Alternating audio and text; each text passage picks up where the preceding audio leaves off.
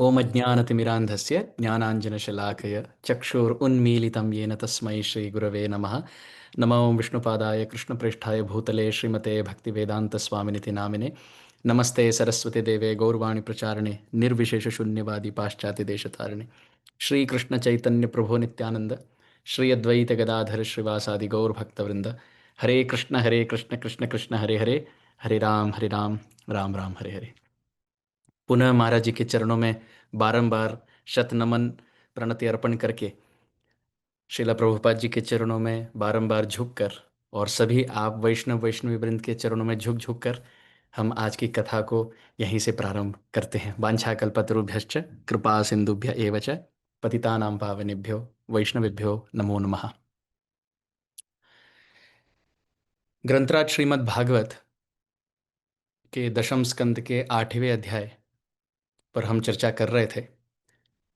पुनः आप सबसे अनुरोध है, यदि आपके पास दशम स्कंद श्रीमद् भागवत आपके पास हो तो पठन कीजिए, साथ रखिए, क्योंकि हम अक्षरशः क्रमशः श्लोक के बाद एक श्लोक के बाद दूसरी श्लोक का पठन और पाठन का प्रयास कर रहे हैं। तो कल छठवें श्लोक पर हम विराम दिए थे। आज 7वें श्लोक से हम प्रारंभ करते हैं।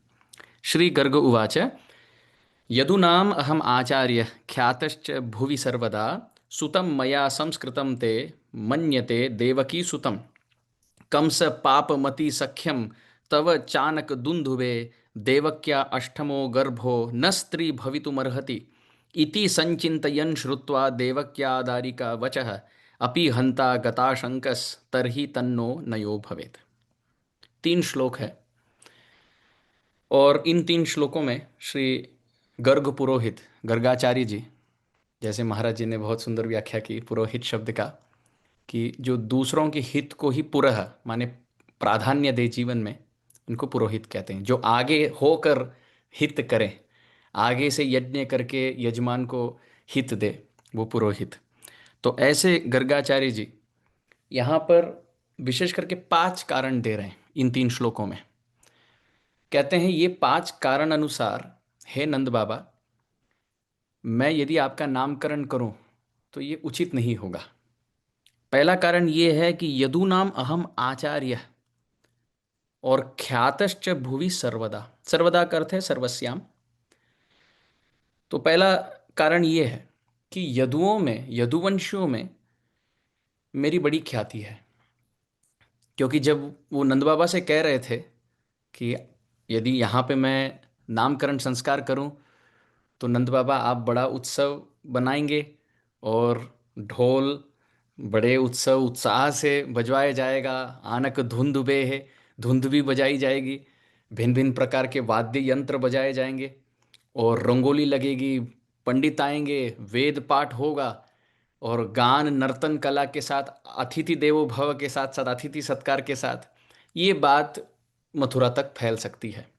तो नंद बाबा कहते हैं मैं छोटा व्यक्ति, निम्न श्रेणी का व्यक्ति, मेरी ख्याति भी छोटी है, मैं जो गांव में करूं बस इसी गांव में रहेगी बात, कहीं और जाएगी नहीं। तो गर्गाचार्य उस बात को मानकर अपनी बात जोड़कर कहते हैं आप अपने विषय में ये बात समझ रहे हैं, परंतु मैं अपने पक्ष से कहता हूं यदु नाम अहम आचार्य, यदुवंशियों के लिए मैं आचार्य हूं और ख्यातश्च भुवि सर्वदा, और मेरी ख्याति हर जगह फैली है। क्योंकि गर्गाचार्य का नाम वेद पाठ में आता है, मानो वेद पारंगत निष्णात पंडितों में नाम आता है। गर्गाचार्य का नाम ज्योतिष शास्त्र मर्मज्ञों में आता है। गर्गाचार्य का नाम भिन्न भिन्न प्रकार के यज्ञ यज्ञ अनुष्ठान, गृह प्रवेश संस्कार, यज्ञोपवीत संस्कार, विवाह संस्कार, सभी संस्कार, अन्नप्राशन संस्कार, नामकरण संस्कार, इन सभी संस्कार के पुरोहित जो शिरोमणि है, इनमें भी वरिष्ठ श्रेष्ठ इनका नाम आता है। फिर गर्गाचार्य का नाम भक्तों में भी आता है। तो हर जगह सर्व गुण संपन्न, सभी कला में निपुण एक पुरुष गर्गाचार्य है। तो सभी दिशाओं को जीत लिए हैं, उनकी ख्याति विश्व भर में फैली है। तो कहते हैं यदु नाम हम आचार्य ख्यातश्च भुवि सर्वदा। यदि मैं ये नामकरण करूं तो बात फैलेगी कि मथुरा के गर्गाचार्य आए। भला यदु वंशी जो राज्य कुल है, राज्य कुल के पुरोहित जाकर वैश्य कुल के बच्चे का नामकरण भला क्यों करेंगे? दाल में कुछ काला है, बात में कुछ गड़बड़ी है। और दूसरी बात, कंसः पापमति, कंस पापमति। दूसरी बात, यदि कोई बात फैले और राजा यदि अम, अच्छे गुण वाला हो, चरित्रवान हो, तो वो कुछ नहीं मानेगा, परंतु कंस कैसा है? पापमति। ये दूसरी बात है। मानो जिन हिंसा जिनके चरित्र में हो, कसी धातु से हिंसा शब्द बनता है, तो कसी हिंसायाम, मानो कंस शब्द कसी धातु से बनता है, जिसका सीधा सीधा अर्थ है क्रूर व्यक्ति, हिंसालु व्यक्ति, द्वेषालु व्यक्ति, जो केवल परद्रोह करके अपना हित माने, ऐसा कंस। जिसने 6 बच्चों की निर्दयी हत्या अपने माता पिता के सामने पटक पटक कर, शिला पर पटक कर की, मामा होकर अपने ही बच्चे को, मतलब देवकी के बच्चे को अपनी माँ और पिता के सामने हत्या करना, कारागृह में बंद करके, ये पशु वृत्ति है। भला ये कह सकते हैं कि पशु भी ऐसी नहीं करेंगे। तो दूसरी बात यह है कि कंस पापमति युक्त है। तो बात वहां फैलेगी तो कंस की मति तो वैसे ही मारी गई, अब और चंचल, और भयभीत, और विकृत हो सकता है। अब तीसरी बात यह है कि सख्यम तवच आनक दुंदुभे। मथुरा वृंदावन में राजा से लेकर प्रजा तक सब ये जानते हैं कि नंद और वसुदेव की सख्य मैत्री घनिष्ठ है। तो सोचिए, पहली बात, वहां के पुरोहित आकर यहां नामकरण कर रहे हैं। दूसरी बात, इन दोनों की सख्य मैत्री है। तीसरी बात, वहां के राजा विकृत मति वाले। अब चौथी बात, देवक्याम अष्टमो गर्भो न स्त्री भवितुम अर्हति। तो वैसे 4 बातें हैं। चौथी बात यह है कि 6 बच्चों की हत्या के बाद 7वें बच्चे का गर्भपात सब लोग मान रहे हैं। वैसे तो गर्भ स्थानांतर हुआ बलदेव प्रभु का, परंतु कंस के मति से उनको ऐसे लगता है कि 7वां बच्चा गर्भपात से मर गया। अब 8वें बच्चे को वो पटकने का प्रयास करे, वो पुत्र नहीं पुत्री निकली। पुत्री निकली, बच्ची निकली। और अद्भुत बात यह है, श्री हरिसूरी जी टीका में लिखते हैं, उस बच्चे के चरण को पकड़ के कंस ने जब मानो फेंका, तो वो बच्ची 8 भुजाओं वाली दुर्गा रूप में प्रकट हुई। ये अद्भुत बात है, क्योंकि आकाश को विष्णु पद कहा गया संस्कृत में। विष्णु पद का सीधा सीधा अर्थ है भगवान विष्णु के चरण, परंतु आकाश को, नभ को, इसको भी विष्णु पद कहा गया। तो कहने का आशय यह है कि बच्चे को विष्णु पद की ओर फेंका तो उसने अपना स्वरूप धारण किया। हमारे लिए अर्थ ऐसे बनता है, बच्चा जब विष्णु पद को, मानो आकाश को स्पर्श करने पर अपने स्वरूप को प्राप्त कर सकता है, तो हम भी बच्चे बनकर यदि विष्णु पद को, मानो प्रभु के चरणों को स्पर्श कर लें, तो भला हमारा स्वरूप क्यों जागृत नहीं होगा। ऐसे टीकाकार अर्थ करते हैं। तो बच्ची 8 भुजाओं वाली दुर्गा रूप में, इष्ट देवी के रूप में कंस के सामने प्रत्यक्ष प्रकट हुई और ये कहने लगी, हे कंस, हे दुर्मते, तुम्हें मारने वाला पुत्र कहीं और जन्म ले चुका, अब तुम यहां मत खोजो, वो बच्चा कहीं और पल रहा है। तो अब ये 4 बातों को आप जोड़िए। एक तो इष्ट देवी ने संकेत दे दिया कि बच्चा कहीं पल रहा है और पुत्र है, पुत्री नहीं, क्योंकि पुत्री होती तो यही हत्या कर देती, पर ये बच्ची ने हत्या नहीं की, मानो पुत्र है कहीं। पहली बात। दूसरी बात, वसुदेव और नंद बाबा का घनिष्ठ मित्रता। तीसरी बात, यहां तुम ढिंडोरा पीट कर नामकरण कर रहे हो कि गर्गाचार्य ने आकर नामकरण किया, हाँ, कि यहां आकर गर्गाचार्य ने नाम किया।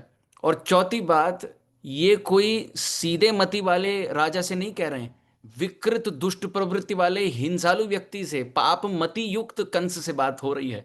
तो ये 4 बातों को जोड़कर 7वें, 8वें और 9वें श्लोक में गर्गाचार्य जी कहते हैं कि मुझे, वो हाथ जोड़ के ये कह रहे हैं, आपसे अनुमति यही है कि नंद बाबा नामकरण ना करो तो ठीक है। नंद बाबा कहते ना, ये तो संभव ही नहीं हो सकता, आपके दर्जे का, आप जैसे दिग्गज महापुरुष, आपके श्रेणी के महानुभाव घर आए और मेरे दोनों बच्चे यहाँ बिना नाम के रहे ना। नामकरण तो होगा, आप बताइए कि इसको कैसे करना है, आप जैसे कहेंगे अक्षरशः वैसे ही अनुशीलन करके पालन करके हम वैसे ही होगा, आप कहिए वैसे होगा। वैसे तो गर्गाचार्य नामकरण करना चाहते थे, वसुदेव महाराज ने तो इसी अभिप्राय से उनको भेजा, परंतु गर्गाचार्य अपनी ख्याति, अपना जीवन, वसुदेव का जीवन, नंद बाबा का जीवन, बच्चों का जीवन, सबकी रक्षा करने हेतु ये बात दोहरा रहे हैं। इससे सीख हमें ये मिलती है गर्गाचार्य के वचनों से कि भक्त को चाहिए कि कोई कार्य करने से पूर्व उसके परिणाम का अनुकूल प्रतिकूल सब कुछ निर्णय निष्कर्ष जोड़ जोड़कर पहले गणना करे और फिर कार्य करे। ऐसे नहीं कि पहले कार्य कर दे और फिर हाय हाय पश्चाताप हो। पहले गिने कि ये करने पर, अथवा ये यहां जाने पर, अथवा ये संबंध रखने पर, अथवा ये शब्द बोलने पर हानि क्या होगी, लाभ क्या होगा, लाभ क्या है, मुनाफा क्या है, हानि क्या है, ये सब जोड़ जोड़ कर देखने पर फिर मेधावान व्यक्ति वो होता है, जो मेधावी वही होता है जो पहले ये गिन कर फिर निर्णय ले कि ये करने योग्य है कि अयोग्य है। तो गर्गाचार्य ये सिखा रहे हैं। फिर शब्द देखिए बहुत ही सुंदर है। 9वें श्लोक के अंत में सुखदेव गोस्वामी जी कहते हैं अपि हंता गताशंका। ये शब्द बहुत सुंदर है। हंता का अर्थ है मर्डरर, मानो मृत्यु दंड देने वाला, इसको हंता कहते हैं। तो ये कंस के लिए शब्द है, विशेषण प्रयोग। अब हंता के आगे शब्द आया है गत शंका। ठीक है, तो गत शंका। अब दो शब्द बनते हैं संस्कृत में, एक तो गत शंका और एक आगत शंका, दो बातें, और दोनों को जोड़ो तो शब्द वही बनेंगे, हंता गत शंका। तो गत शंका का अर्थ क्या हुआ, संशय गया, मन में जो संशय था वो चला गया। और आगत शंका का अर्थ क्या हुआ, बात सब सरल था पर अब शंका आ गई, है ना। तो दो बातें। तो इसके सीधे सीधे अर्थ ऐसे कर सकते हैं कि कंस महाराज के मन में यदि सब शीतल है, सब स्वभाव निर्मल है, अब ये यदि करेंगे तो उनके बात, उनके चित्त में बिना कारण कोई संशय आ सकता है कि यही बच्चा शायद हो सकता है। अथवा कंस के मन में संशय तो है, परंतु यदि ये कार्य हम कर बैठे हैं वो संशय निकल जाएगा और वो निर्णय लेगा कि हाँ, निष्कर्ष पर पहुंचेगा, हाँ यही वो विष्णु है जिनकी हत्या करनी है। तो गत शंका और आगत शंका में बहुत सुंदर टीका यहां लिख रहे हैं। और तरही तन्नो नयो भवेत, गर्गाचार्य कहते हैं यदि ये बात हम करें, ये नामकरण यदि संस्कार यहाँ हुआ, तो आपके लिए, मेरे लिए, मथुरावासी के लिए, ब्रजवासी के लिए, सबके लिए अनर्थ होगा, सबका अमंगल अपराध हो सकता है। इसलिए हे नंद बाबा, मेरी बात मानो, इसको यदि करना हो तो हमें छिपा कर करनी होगी। नामकरण करने को मैं तैयार हूं, परंतु बैंड बाजा बजाए बिना, किन्हीं को बुलाए बिना, चुपचाप, आपकी भी चुप मेरी भी चुप, कोई ना जाने। तो नंद बाबा भी देखिए 10वें श्लोक में उसको हाँ करके कहते हैं, श्री नंद उवाच अलक्षितोस्मिन रहसि मामकैर अपि गोब्रजे कुरु द्विजाति संस्कारम स्वस्ति वाचन पूर्वकम। नंद बाबा कहते हैं हाँ हाँ हाँ, अलक्षित रूप में छिप छिप कर गूढ़ रहस्य गोपनीय बात रख के ही करेंगे, परंतु अवश्य होगा, क्योंकि पिता का हृदय है, वो चाहते हैं कि उनके दोनों सुपुत्र को अच्छे सुंदर सांस्कृतिक नाम मिले। तो गर्गाचार्य के मुख से यदि नाम उद्धृत हो और उनके हृदय से यदि आशीर्वाद हो तो सभी अमंगल नष्ट हो जाते हैं। तो अलक्षितोस्मिन रहसि, कहते अस्मिन गोव्रजे, एक काम करते हैं नंद बाबा, यहीं यहीं के कोई गौशाला में हम, गोव्रजे माने यहीं गौशाला में, वो भी छिप छिप कर, रहसी। क्यों, क्योंकि दिन की लीला है, तो दिन के समय सभी गोप, सभी गाय, सभी वत्स वन की ओर, गौचारण की ओर चले गए, तो अब गौशाला में कोई नहीं।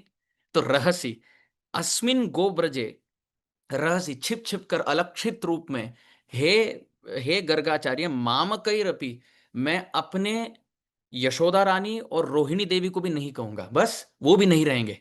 और अपने भाई, जैसे मैं नंद हूं तो सुनंद, अभिनंद, उपनंद, इन किसी को, ये सब मामकई शब्द में आ गए, इन किसी को नहीं बुलाऊंगा मैं, बस हम होंगे, आप होंगे और ये दो बच्चे होंगे। अब मेरी चुप आपकी चुप, ये बच्चे देखेंगे, नामकरण होगा, भला ये जिनको जाके क्या कहेंगे, दोनों बच्चे तो अब बोलते भी नहीं किनको वो क्या समझ पाएंगे कि उनका नामकरण है, कि संस्कार हो रहा है, कि गर्गाचार्य कौन है, ये नहीं जानते, ये चुप रहेंगे। आप भी चुप, मेरी भी चुप। कुरु द्विजाति संस्कारम। अब देखिए अद्भुत बात, छठवें श्लोक में शब्द आया है संस्कारान। दशम स्कंद के 8वें अध्याय की 6वें श्लोक में शब्द आया है संस्कारान, और अब 10वें श्लोक में आया है संस्कारम। कहने का अभिप्राय यह है कि 6वें श्लोक में संस्कारान बहुवचन का प्रयोग, मानो नंद बाबा के मन में था कि गर्गाचार्य जी आप नाम भी देंगे, आप द्वादश तिलक भी धारण कराएंगे, बच्चों को आप एक एक अंग स्पर्श करके स्वस्ति वाचन कराएंगे, अलग अलग मंत्र कहेंगे, ऋग्वेद के कवच पढ़ेंगे। परंतु अब वो बहुवचन का प्रयोग न करते हुए एक वचन का प्रयोग करते हैं, कहते हैं वो संस्कार सब छोड़ दीजिए, आप केवल नाम कह दीजिए बस क्या भागवत, इतना सुंदर, इतना सुंदर। पहले तो बहुवचन के प्रयोग में कई संस्कार आप करा दीजिए, अब शब्द आया है संस्कारम, द्विजाति संस्कारम। आप केवल नाम दे दीजिए और अन्य संस्कार कैसे करना है केवल आप मार्गदर्शन दिग्दर्शन करा दीजिए, वो सब हम कर लेंगे। अब दोनों बच्चे नंद बाबा के गोदी पे बैठे, लाला यहां बैठे, दाऊ जी यहां बैठे, ठाकुर जी कृष्ण यहां बैठे और बलदाऊ जी यहां बैठे। तो दोनों बैठकर अब स्वस्ति वाचन पूर्वकम, आप केवल स्वस्ति वाचन करके नाम दे दीजिए, 10 मिनट में कर देंगे, और बाकी सब हम फिर, आप एक बार चले जाएं फिर गोविंदाय नमो नमः हम यहां कर देंगे, अब किन्हीं को ना पता चले फिर अब 11वें श्लोक में सुखदेव जी कहते हैं, एवं संप्रार्थितो विप्र स्वचिकीर्षितम एव तत् चकार नामकरणम गूढ़ रहसी बालयो। कि संप्रार्थितो विप्र, गर्गाचार्य के चरणों में घिर घिर कर नंद बाबा प्रार्थना किए, मानो विनम्रता से आग्रह पूर्वक उन्होंने विनती प्रस्तुत की। और स्वचिकीर्षितम, गर्गाचार्य के मन में भी यही बात थी, वो करना चाह रहे थे, और नंद बाबा यहाँ उसी बात के लिए याचना कर रहे हैं, तो दोनों पक्ष से हाँ हाँ हो गई। और चकार नामकरणम गूढ़ो रहस्य बालयो, दोनों बच्चों का नामकरण ये करना है, ये गूढ़तम बात है, ये रहस्यमय बात है, ये हम अवश्य करेंगे, ये दोनों पक्ष से निर्णय हुआ। अब शब्द देखिए, बालयोह शब्द आया। श्रीपाद सनातन गोस्वामी जी लिखते हैं इस संदर्भ में कि नंद बाबा को यदि कहा जाए कि आपके ये दो सुपुत्र ये भगवान हैं, ये राम लक्ष्मण हैं, ये विष्णु अनंत हैं, और पूरे ब्रह्मांड के जगत जनन हेतो रामकृष्णो नतोस्मि, ये पूरे जगत के माता पिता हैं, यदि ये कह दे, तो नंद बाबा के वात्सल्य शुद्ध ब्रज प्रेम में कहीं हानि हो सकती है। ऐश्वर्य का जब वार प्रहार हो सकता है, और इससे ये हो सकता है कि उस ऐश्वर्य के प्रहार से वात्सल्य रस का जो शुद्ध पितृ स्नेह है, इसमें घटन हो सकता है, वर्धन के बजाय कहीं हानि हो सकती है, ये संशय है। इसलिए शब्द आया बालयोः, न कि भगवान का, परंतु बच्चों का नामकरण करने के लिए गर्गाचार्य तैयार हुए। कोई ये कह सकता है कि गर्गाचार्य तो जानते हैं कि ये दोनों भगवान हैं और इनका नाम तो अमर अजर है, तो भला इनको नामकरण देने क्यों आए? अपने से बड़ों का हम कहीं उन उन उन पर उपकार करने नहीं आते हैं, हम उनसे उपकारित होते हैं। तो गर्गाचार्य भला कृष्ण बलराम का नाम देने के लिए दुस्साहस क्यों किए? इस पर आचार्य चरण ये लिखते हैं कि गर्गाचार्य जानते हैं कि कृष्ण ये लीला करना चाहते हैं, और जिस प्रकार गौर अवतार में महाप्रभु चाहते थे कि ईश्वर पुरी पाद उनको दीक्षा दे, महाप्रभु चाहते थे कि उनके गुरुदेव उनको स्वीकारें, शिष्य रूप में स्वीकारें, तो उन्हीं के प्रेरणा से ईश्वरपुरी भगवान के भक्त हैं, और इसलिए सेवा में संयोग के भाव से, दासत्व भाव से गुरु के पदवी पर बैठ गए। उसी भाव से यहाँ हम देखते हैं। तो जैसे केशव भारती जी भी सन्यास देते समय, महाप्रभु को भला सन्यास कौन दे? विष्णु प्रिया देवी और शशि माता से दूर लेकर, ये बड़ा दुस्साहस की सेवा है। जैसे अक्रूर जी भी देख लीजिए, कृष्ण बलराम को वृंदावन से घसीट कर मथुरा की ओर ले जाना, कोई भक्त चाहेगा ही नहीं कि ये सेवा करें, ब्रजवासियों से अपना प्राण धन श्याम सुंदर को दूर करना, परंतु यदि उनकी इच्छा हो तो भक्त करने को तैयार है। तो उसी भाव से सनातन गोस्वामी जी लिखते हैं, गर्गाचार्य जानते थे कि कृष्ण की हाँ है इस लीला में, और यदि नामकरण हो, इसी नाम को सदा सर्वदा सब युगों में सभी भक्त भजन करेंगे, जप करेंगे और अपने आप को भवसार से पार करेंगे। तो मानो निमित्त बन के गर्गाचार्य ने नाम को उदित किया। चलिए, अब 12वें श्लोक से नामकरण शुरू होता है। 12वें से लेकर 14 तक नामकरण होता है। फिर आगे गुणावली गाते हैं। श्री गर्ग उवाच अयम ही रोहिणी पुत्रो रमयन सुहृदो गुणैः आख्यास्यते राम इति बलाधिक्यात् बलम विदु यदूनाम अपृथक भावात् संकर्षणम उशन्त्यपि। तो दो पुत्र बैठे हैं। लाला बैठे हैं, दाऊजी बैठे हैं।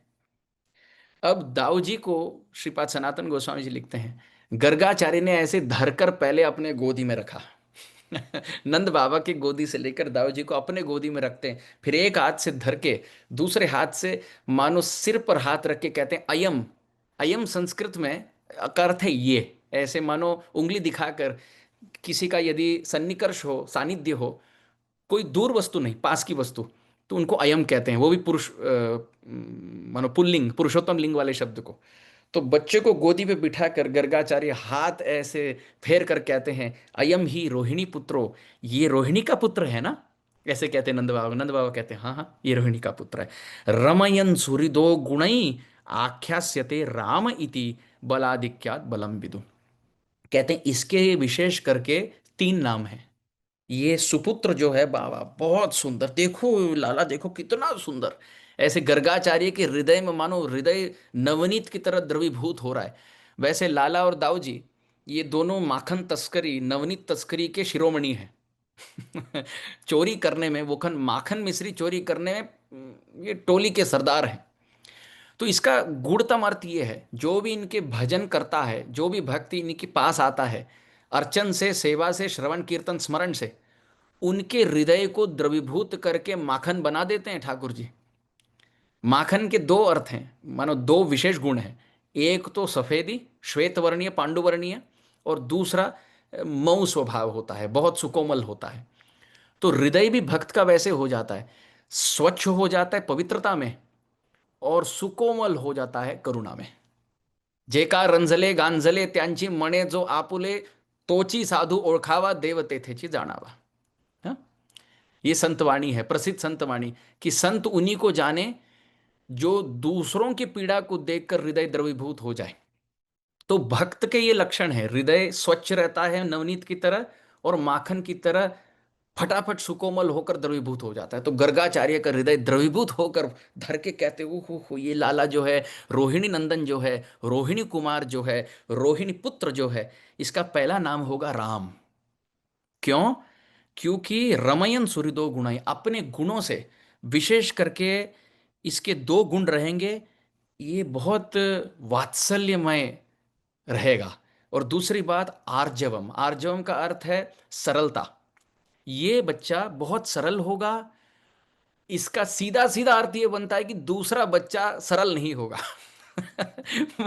यदि ये कहे कि 2 में से ये बच्चा बहुत सरल होगा, उसका दूसरा अर्थ ये हो गया कि दूसरा बच्चा सरल नहीं होगा।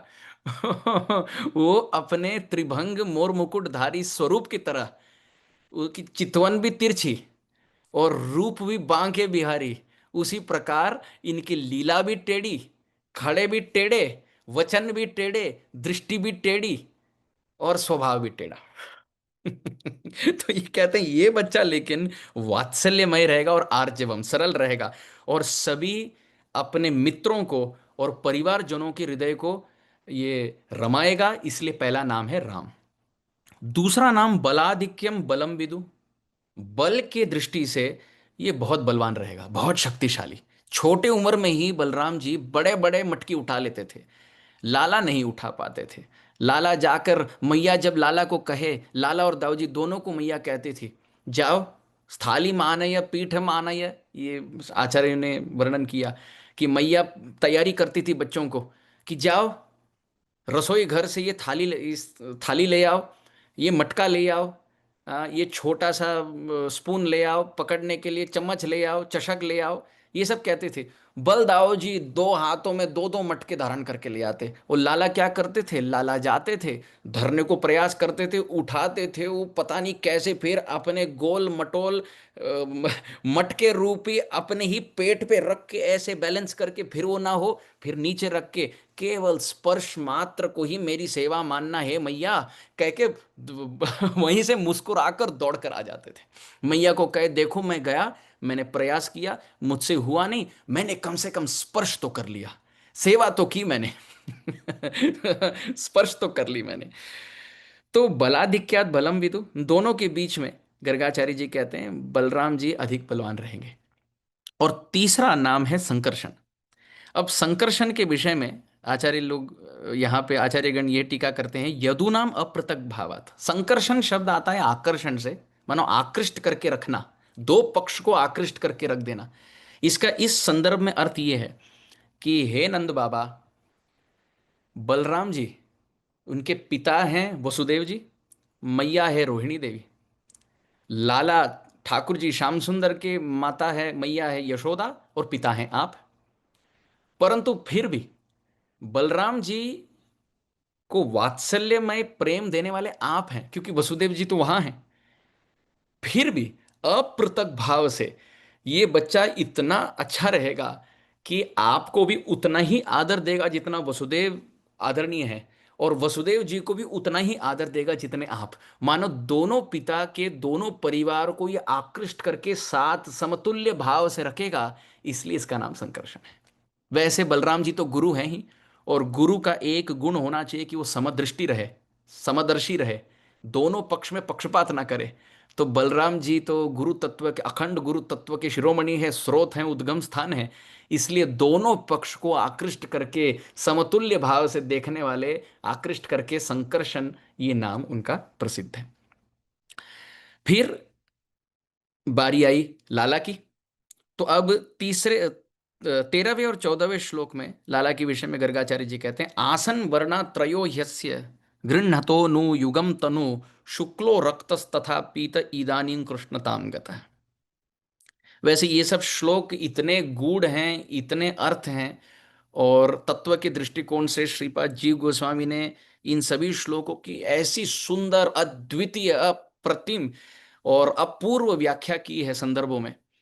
परंतु समय का अभाव सबको रहता है, और हम पर तो समय का अभाव सदा सर्वदा रहा है, रहेगा, क्योंकि हम कभी बात को समेट ही नहीं पाते समय के अनुसार। तो समय कम है, इसलिए हम ऊपर ऊपर से इन श्लोकों की सेवा करेंगे। कहते हैं शुक्लो रक्तस तथा पीत इदानीं कृष्णताम गतः। हे नंद बाबा, आपका ये जो पुत्र है, ये आसन वर्णा त्रयो यस्य अनुयुगम, भिन्न भिन्न युगों में नाना प्रकार के रंग बिरंगी रूपों में आता है। शुक्ल कभी श्वेत रंग में आता है, रक्त कभी रक्त वर्णीय लाल रंग में आता है, और कभी पीत वर्ण में आता है। इदानीं कृष्णताम गता, अभी देखो कृष्ण वर्णी होकर आया है। ये एक अर्थ हुआ। अब इसी की व्याख्या आगे करते हुए आचार्य गण लिखते हैं कि शुक्ल माने सफेद वर्णीय वामदेव या वामन देव, ये सत्ययुग के युगावतार। और फिर त्रेता युग में रक्त वर्ण आया।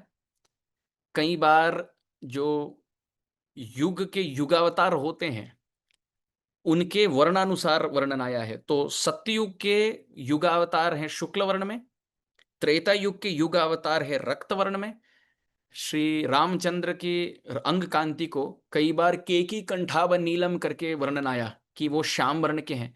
कई बार ये वर्णन आया कि श्री रामचंद्र जी दुर्वतृण के समान हरे भरे थे, और कभी ये वर्णन आया कि रक्त वर्णीय छटा लगी उनमें। तो ऐसे व्याख्या हो सकती है। और फिर सत्ययुग, त्रेता युग, फिर द्वापर युग। द्वापर युग में कृष्णताम गता, श्याम वर्णीय, मेघ वर्णीय श्याम सुंदर हैं। बचा एक युग और एक रंग। एक युग हो गया कलयुग, और एक रंग हो गया पीत वर्ण। मानो सीधा सीधा यहां गर्गाचार्य गौर अवतार के दिशा की ओर संकेत कर रहे हैं। ये श्लोक वहीं हमें इंगित करा रहा है कि पीत वर्णीय, स्वर्ण वर्णीय, सुवर्ण वर्ण, हेमांगो वरांगश्चंदनांगदी, संन्यास कृच्छ्म शांति निष्ठा शांति परायण, ये जो विष्णु सहस्रनाम का प्रसिद्ध प्रसिद्ध श्लोक है, उसी श्लोक की ओर यहाँ दिशा दिखा रहा है कि जो शुक्ल वर्ण में आते हैं, रक्त वर्ण में आते हैं, पीत वर्ण में आते हैं, हे नंद बाबा, अभी वो पूर्ण पुरुषोत्तम कृष्णताम गता। कृष्णताम के दो अर्थ हैं, एक तो वर्ण, रंग कृष्ण, काले वर्ण के आए हैं, श्याम वर्णी आए हैं, अथवा दूसरा अर्थ है कृष्णता। कृष्णता माने कृष्ण के दर्जे के अवतार आए हैं। कृष्ण के स्तर में कितने अवतार हैं? एक ही हैं, वही हैं स्वयं। तो कहते हैं कि स्वयं अवतारी ही आए हैं। अब तक हर युग में अवतार को भेजे जाते थे, अब देखो धन्य है द्वापर युग, ठाकुर जी स्वयं मूल रूप में यहां अवतरित हुए हैं। श्रीमद जीव गोस्वामी पाद ने स्कंद पुराण से ये कृष्ण नाम की महिमा गाते हुए श्लोक को उद्धृत किया कि नाम मुख्यतरम नाम कृष्णाख्यम में परंतपा। कृष्ण अर्जुन जी से कहते हैं स्कंद पुराण में, हे अर्जुन, मेरे सभी नामों में कृष्ण नाम सर्वश्रेष्ठ है, सर्व प्राधान्यशील है और मेरे निकटतम प्रिय नाम है। तो उसी कृष्ण नाम को ब्रज में कान्हा, कनुआ, कन्हैया करके उसका थोड़ा ब्रज भाषा में भाषांतरित हुआ या मानो अपभ्रंश हुआ, परंतु मूल शब्द तो कृष्ण ही है। ये कृष्ण शब्द दो अक्षर से बनता है, कृष और न। कृषि भूवाचको शब्दो नश्च निवृत्तिवाचक तयोर ऐक्यम परब्रह्म कृष्ण इत्यभिधीयते। ये श्लोक महाभारत में पाया गया, जिसको श्रीमद जीव गोस्वामी पाद ने संदर्भों में भी उल्लेख दिया, और ये चैतन्य चरितामृत में भी कृष्णदास कविराज गोस्वामी ने इस श्लोक को स्थान दिया कि कृष्ण शब्द का अर्थ है ऐश्वर्यवान प्रभु, जिनके कारण सभी की सत्ता है। भू माने सत्ताया, कृष्ण शब्द का सीधा अर्थ है सत्ता, ऐश्वर्य, जगतपति, जिनसे सब कुछ आया है, मानो सर्वश्रेष्ठ महान पुरुष। और न शब्द का अर्थ है मीठे आनंद भरे ठाकुर जी, जो ब्रज रस में छके हैं।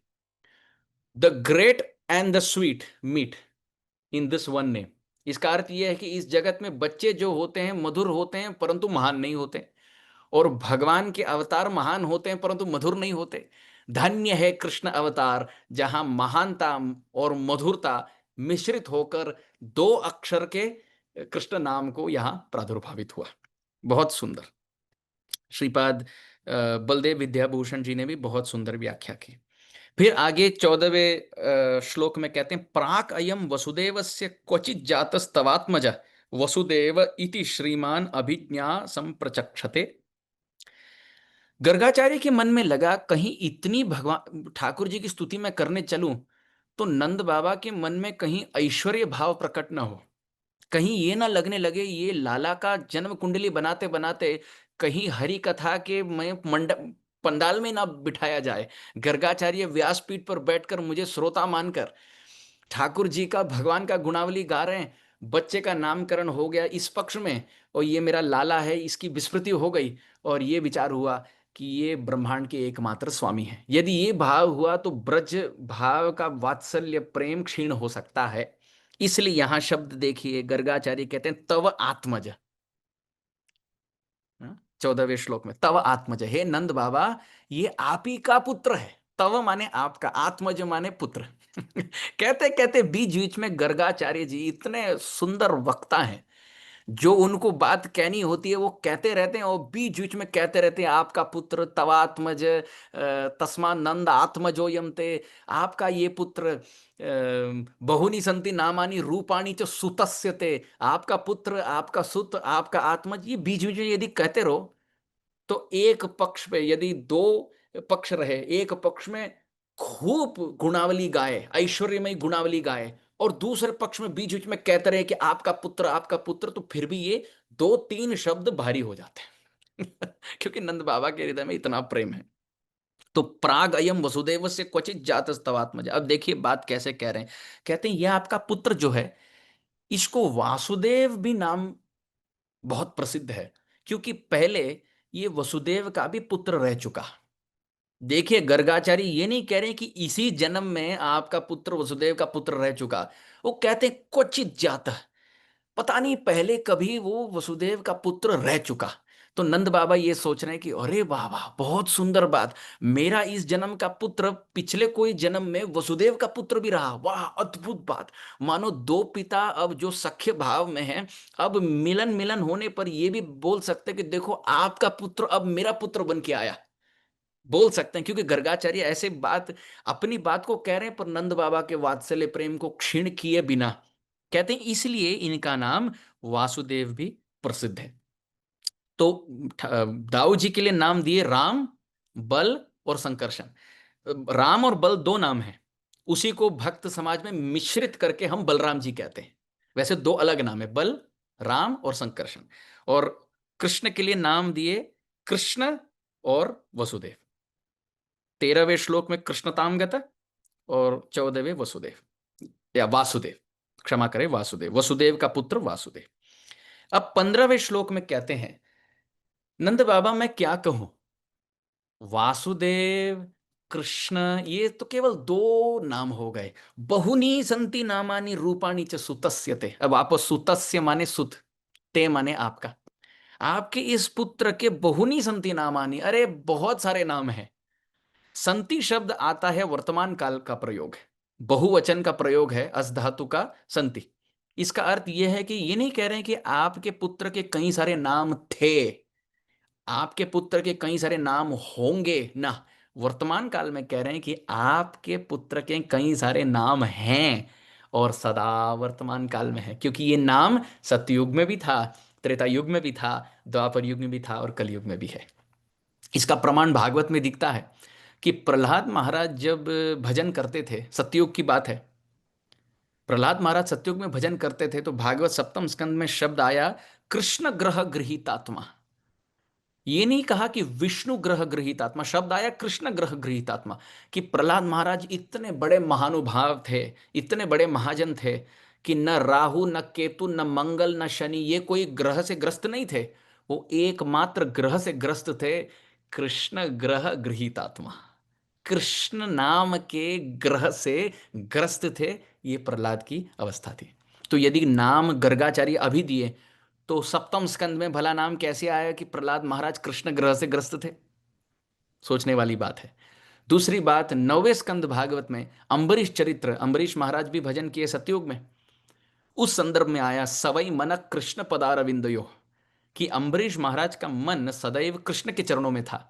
यदि कृष्ण नाम गर्गाचार्य अभी घोषित कर रहे हैं, तो सत्ययुग में भजन करने वाले अम्बरीश महाराज का मन भला कृष्ण के चरणों में कैसे था? विष्णु के चरण में होना चाहिए। ये सीधा सीधा इससे अर्थ निकलता है कि कृष्ण नाम, जैसे ठाकुर जी अमर हैं, जैसे ठाकुर जी सनातन हैं, नित्य शाश्वत हैं और क्षण भंगुर नहीं हैं, उसी प्रकार उनका नाम भी त्रिकाल युग अनुसार अवतरित होता है, परंतु सदा सर्वदा शाश्वत है। तो ये सब वर्तमान काल का अर्थ है। बहुनी संति नामानी रूपाणी च सुतस्यते। हे नंद बाबा, आपके पुत्र के कई सारे नाम हैं और कई सारे रूप, कई सारे नाम, कई सारे रूप। कैसे निर्णय किया जाए? गुण कर्मानुरूपाणी, गुण के अनुसार और कर्म के अनुसार इनके रूप और नाम हैं। जैसे इनका गुण कैसा है? भक्तों के प्रति वात्सल्य दर्शाते हैं, इसलिए भगवान का नाम है भक्तवत्सल।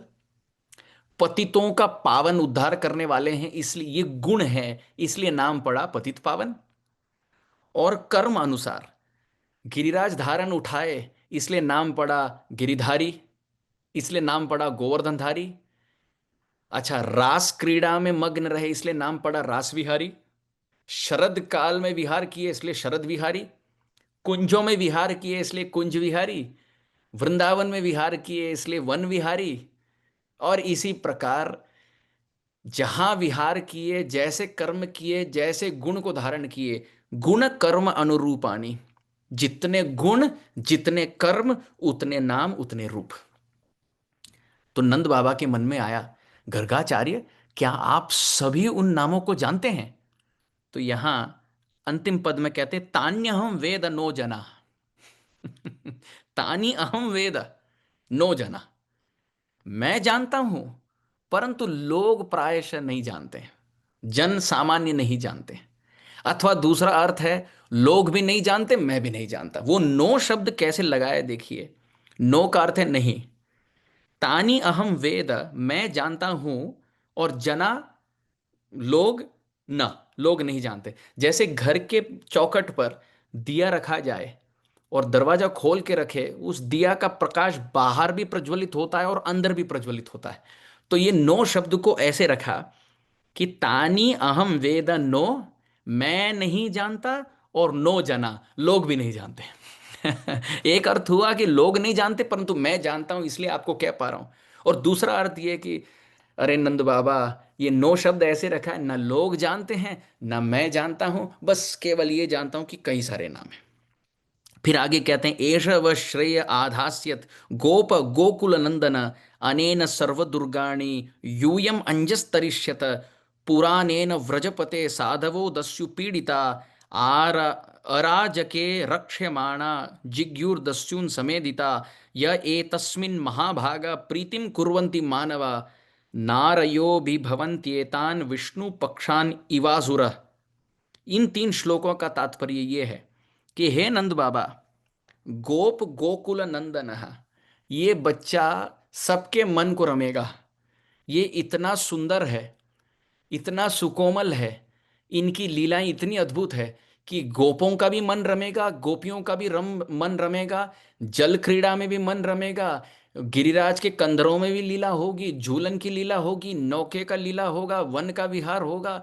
ये इतना सुंदर बच्चा है कि ब्रजजन, ब्रजवासियों के सबके चित्त को, सबके नेत्रों को, सबके कर्णेंद्रियों को बलात् मानो चुंबक की तरह आकृष्ट करने वाला ये पुत्र है, गोप गोकुल नंदन।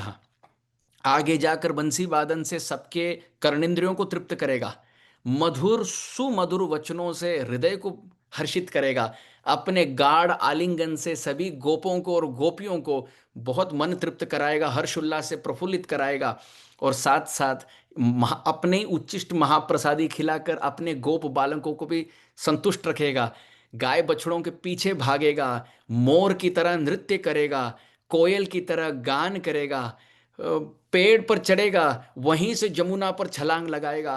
गोप गोकुल नंदन, हे नंद बाबा, ये आपका पुत्र पूरे वृंदावन के लिए केंद्र बिंदु मानकर चक्रवर्ती सम्राट की तरह पूरे राज्य को संभालेगा। सबके हृदय को हरने वाला ये कृष्ण हरि है। और अनेन सर्व दुर्गाणी यूयम अंजस्तरिष्यतः, केवल इस बच्चे को पास रखने पर व्यक्ति सभी दुर्गाणी माने सभी विपरीत परिस्थिति, सभी संकट परिस्थिति को लांग कर पार कर सकता है। ये केवल नंद बाबा के लिए सूचक नहीं है, ये हम सबके लिए आशीर्वादात्मक गर्गाचार्य के वचन है कि अनेन सर्व दुर्गाणी यूयम अंजस्तरिष्यत, इस बच्चे से जो प्रेम करेगा, हाँ, प्रीतिम कुर्वन्ति मानवा, 18वें श्लोक में, इससे जो प्रेम करेगा, महाभागी, भाग्यवान, भक्ति प्रीति करने वाला व्यक्ति जो इस बच्चे से प्रेम करे, वो सभी विकट परिस्थितियों को लांग कर पार कर आगे निकल जाएगा। और ये बात गीता में भी स्पष्ट है। ठाकुर जी कहते हैं, मत चित्त सर्व दुर्गाणी मत प्रसादात तरिष्यसि। केवल हे अर्जुन, अपना चित्त मुझे लगा दो, मेरे चरणों में अर्पण कर दो, मेरे प्रसाद, कृपा प्रसाद से सभी विकट विकृत परिस्थितियों से, सभी दुविधाओं से, सभी क्लेशजनक परिस्थितियों से मैं तुम्हें उठाऊंगा। तेषाम अहम समुद्धरता मृत्यु संसार सागरात। हे अर्जुन, केवल तुम्हारे लिए नहीं, सभी संप्रदाय के, सभी पीढ़ी के, सभी भक्तों के लिए मेरे व्रत हैं। ये मेरा आश्वासन वचन है कि मैं हाथ इस भवसागर में डुबाकर तरने वाले, तारने वाले, डूबने वाले सभी जीवों को पार लेकर अपने धाम में ले जाऊंगा। ये मेरा प्रण है। तेषाम अहमद समुद्धरता मृत्यु संसार सागरात, मृत्यु संसार सागर से पार कराना ये मेरा कर्तव्य है, मेरा भजन करना तुम्हारा कर्तव्य है। ऐसे ठाकुर जी गीता में सीधा सीधा हमें कहते हैं। यही गर्गाचार्य यहाँ कहते हैं कि हे नंद बाबा, इस बच्चे को संभालो, इस बच्चे का भजन करो, भजन माने प्रीति करो, इससे खूब लाड़ बाड़ खिलाओ उसको, खूब इसको गोदी पे रखो, इसको कथा सुनाओ। क्योंकि नंद बाबा को इतनी महिमा ठाकुर जी के गाने पर गर्गाचार्य के मन में लगा कि कहीं पितृ स्नेह ठाकुर जी को ना मिल पाए। वैकुंठ में प्रार्थना मिलती है और वृंदावन में भी यदि गंध पुष्प धूप दीप नैवेद्य और षोडश उपचार से आरती की जाए तो ठाकुर जी भला फिर वैकुंठ में ही सो जाए। वैकुंठ छोड़कर ब्रज क्यों आए? क्योंकि ठाकुर जी प्रार्थना के नहीं, परमात्मा प्रार्थना का नहीं, प्रेम का भूखा है। तो वृंदावन धाम इतना सुंदर है, इतना सुंदर मधुर धाम है कि केवल रज मात्र लगने से व्यक्ति मुक्त हो जाता है। केवल ब्रज के रज को सेवन करने से व्यक्ति मुक्त हो जाता है। क्यों? मुक्ति कहे गोपाल से, मेरी मुक्ति बताए, ब्रजरज उड़े और मस्तक लगाए तो मुक्ति मुक्त हो जाए। मुक्ति देवी ठाकुर जी से कहती है, दूसरों को मुक्त कराने की सेवा आपने हमें दी, इस सेवा से हमें मुक्ति कब मिलेगी? ठाकुर जी ने कहा, केवल ब्रज के रज में एक बार रेंग लो, यहाँ के सेवन कर लो, ब्रज रज का सेवन कर लो, केवल माथे पर लगाने पर मुक्ति मुक्त हो जाए। क्योंकि ब्रज रज में ठाकुर जी का चरण चिन्ह रज अंकित है। तो यहां नंद बाबा को गर्गाचार्य कहते हैं, इनका खूब लाड़ प्यार करो, प्रीति पूर्वकम भजताम प्रीति पूर्वकम, इनकी सेवा करो। किस प्रकार की सेवा? जैसे पिता बच्चे की सेवा करते हैं, ना कि जैसे भक्त भगवान का भजन करता है, ऐसे नहीं। आप खूब लाड़ प्यार करो, गीत सुनाओ, इनके साथ नृत्य करो, हाथ धर के इनको चलना दौड़ना सिखाओ, इस प्रकार आप प्रेम करो। फिर अंतिम श्लोक आज के लिए 19वें श्लोक में, तस्मा नंदात्म जोयम ते नारायण समो गुणई श्रिया कीर्त्यानुभावेन गोपायस्व समाहिता। यहां पे तो गर्गाचार्य ने मानो जैसे क्रिकेट में कहते हैं छक्के छुड़ा दिए, उस प्रकार गर्गाचार्य ने अंतिम श्लोक में अद्भुत बात कह दी।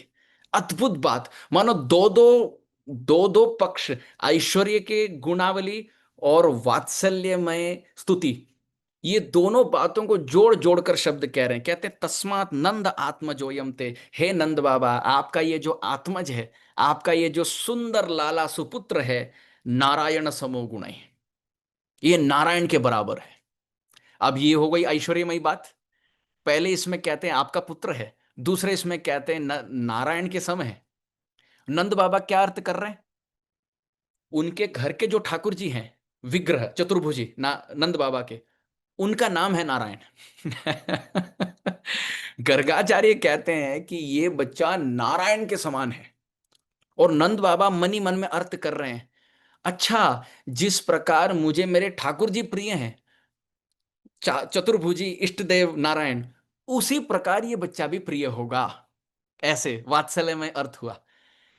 विश्वनाथ चक्रवर्ती ठाकुर ने अर्थ किया, नारायण समो गुण, इस नारायण सम, ये जो समास है संस्कृत में, नारायण सम ऐसे तुड़वा सकते हैं कि ये बच्चा, समास विग्रह इसका ऐसे हो सकता है कि ये बच्चा नारायण के समान होगा। अथवा ऐसे हो सकता है कि नारायण इस बच्चे के समतुल्य भाव तक आने तक प्रयास करेंगे, पहुंच नहीं पाएंगे, परंतु नारायण इनके पास आने का प्रयास करेंगे।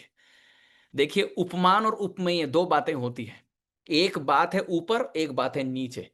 नीचे वाली बात को ऊपर वाली बात के साथ जोड़कर कहा जाता है कि ये देखो उतना महान है। तो नारायण को यदि ऊपर रखा जाए तो कहते हैं कि कृष्ण नारायण के समान होगा। परंतु हम जानते हैं, लीला प्रेमणा प्रियाधिक्यम माधुर्य वेणु रूपयो इति असाधारणम प्रोक्तम गोविंदस्य चतुष्टयम, कि भक्ति रसामृत सिंधु में कहा गया कि नारायण भगवान विष्णु के 60 गुण हैं, परंतु श्याम सुंदर ब्रज रस शिरोमणि कृष्णचंद्र के 64 गुण हैं। और उसमें 4 गुण अधिक, रूप माधुरी, वेणु माधुरी, लीला माधुरी और प्रेम माधुरी। मानो सुंदर रूप, सुंदर वंशी वादन, सुंदर लीलाएं जैसे रास क्रीड़ा इत्यादि, और सुंदर परिकर, ये चारों वैकुंठ में संभव नहीं। त्रिभंग रूप वैकुंठ में संभव नहीं, वेणु वंशी वादन वैकुंठ में संभव नहीं, रास क्रीड़ा, नवनीत चोरी, ये वैकुंठ में संभव नहीं। और ऐसे मित्र वैकुंठ में कहां मिले जो ठाकुर जी के मुख से छाछ, मानो मूस को मारकर, दोनों पक्ष ठाकुर जी के मुख में छाछ है और मधुमंगल दोनों पक्ष से दबाकर उसी छाछ को ठाकुर के मुख से प्रत्यक्ष सीधा उसी महाप्रसादी को ग्रहण करे, ये वैकुंठ में जय विजय नहीं कर पाएंगे। वहां तो आरती होती है, सम्मान होता है, और भोग सामग्री लगाकर फिर उच्चिष्ट का जो पान होता है बस, जैसे हम घर में करते हैं। परंतु ब्रज में तो अद्भुत बात है, दाएँ हाथ क्या, बाएँ हाथ क्या, कौन किसकी लड्डू किसके धोती में फँसी, बस क्या गोपी जाने रहस्यमय बात। तो ये 4 गुण जिसके कारण ठाकुर जी ब्रजचंद्र ऊपर हैं। तो विश्वनाथ चक्रवर्ती ठाकुर कहते हैं गर्गाचार्य की वाणी में ऐसी सुंदर मिठास है कि हे नंद बाबा, एक अर्थ ये हुआ कि आपका पुत्र नारायण समान है। और नारायण कौन है? ठाकुर भगवान है, अद्वितीय, उनके तरह और कोई नहीं।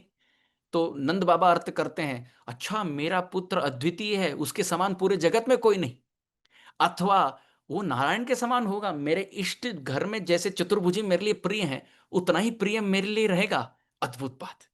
और इसके साथ साथ ये भी अर्थ हुआ नारायण समो गुण है, ये बच्चा इतना सुंदर रहेगा, वंशी वादन इतने आकृष्ट करने वाली होगी, त्रिजगन मनस आकर्षी, कि नारायण और लक्ष्मी स्वयं आएंगे और बेल वन में तपस्या करेंगे ताकि रास क्रीड़ा में प्रवेश हो। नारायण समो गुण है, नारायण भी इनके गुण के पास आने की समता रखने की भाव रखेंगे। अच्छा, अब तीसरे और चौथे पद में देखिए, श्रिया कीर्त्या अनुभावे न गोपायस्व समाहिता। श्री कहते हैं धन के, धन, श्री कहते हैं खूबसूरती, सौंदर्य। तो सौंदर्य के दृष्टिकोण से श्रीमंती, धनाढ्य, धनवान के दृष्टिकोण से, फिर कीर्ति, कीर्ति कहते हैं ख्याति, विख्याति, फेम। और अनुभाव है ना, अनुभाव कहते हैं प्रभाव। तो इन तीनों बातों में, सुंदरता में, धन, द्रविणता में, साथ साथ ख्याति में और प्रभाव में, ये नारायण के समान होंगे। इसलिए गोपायस्व समाहिता, इस बच्चे का गोपायस्व शब्द गुप धातु से आता है। इसका अर्थ है संभाल के रखना, कुछ गोपनीय रखना, किसी की रक्षा करना, ये सब गोपायस्व शब्द से आता है। समाहिता, एकाग्र चित्त से, हे नंद बाबा इस बच्चे को आप संभालो, खिलाओ पिलाओ, संभाल के रखो, ये आंखों का तारा है, एक है और नेक है, इसकी तरह दूसरा और कोई नहीं। इसमें छिप छिप कर अर्थ ये भी आता है, श्रीमती राधा रानी का भी यहां संकेत है। बोलो, इतनी अद्भुत बात। गर्गाचार्य के मुख से मानो ये भी अर्थ होता है कि तस्मान नंदात्म जोयम ते नारायण समोगुण है। नारायण तो अकेले आते नहीं, लक्ष्मी जी तो होती है साथ में। तो यदि आपका पुत्र नारायण है तो लक्ष्मी रूपी श्री माने श्री राधा, तीसरे पद में देखिए, श्रिया कीर्त्यानुभावेन, मानो श्री राधा कीर्तिदा देवी के गर्भ से कहीं अवतरित हो रही है। आपका पुत्र नारायण है तो लक्ष्मी रूप में श्री जी, श्रिया कीर्त्यानुभावेन, कीर्तिदा देवी, कीर्तिदा और वृषभानु महाराज के महल से उत्पन्न जन्म ले रही है, उनका प्राकट्य हो रहा है। इसलिए आपका बच्चा, हर वैकुंठ लीला में देखा जाता है कि लक्ष्मी जी चिपकती है नारायण के चरणों में, पर आपका बच्चा नारायण श्री जी रूपी लक्ष्मी राधा रानी के चरणों में चिपक कर स्मर गराल खंडनम मम शिरसी मंडनम, बहुत सुंदर लीलाएं रचाएगा। इसलिए गोपायस्व, संभाल के रखो अपने बच्चे को। आप ना संभालोगे तो घर छोड़कर घर का बाल गोपाल बाहर जाकर राधा रमन हो जाएगा। इसलिए गोपायस्व समाहिता, एकाग्र चित्त से अपने बच्चों को खूब लालन पालन करो, आगे जाकर ये बहुत सुंदर ब्रज लीला रचाएगा। तो ये 19वें श्लोक पर वाणी को यही विराम देते हैं। कल 20वें श्लोक से प्रकरण में विषयांतर होगा, रसांतर होगा। कल ठाकुर जी की मनमोहक लीलाओं का वर्णन, तीसरे 6 दिवसीय सत्र में कल तीसरा बैठक है। तो कल और परसों ठाकुर जी के सुंदर मनमोहक लीलाओं का वर्णन होगा। भगवान को बहुत सुंदर नाम कृष्ण नाम और बलराम जी को बलराम नाम गर्गाचार्य के श्रीमुख से यहाँ आशीर्वादात्मक भाव से मिल चुका। तो कल और परसों सुंदर लीलाएं, और 5वें और 6वें दिन को मृद भक्षण लीला, ठाकुर जी इसी अध्याय में मृद पान करेंगे, मृद भक्षण करेंगे और अपने ही छोटे सुकोमल मुख में मैया को पूरे ब्रह्मांड का विश्वरूप दर्शन कराएंगे। मैं आतुर हूं, आशा करता हूं कि आप सब भी कृष्ण लीला पान करने के लिए तृप्त होकर भी अतृप्त हैं।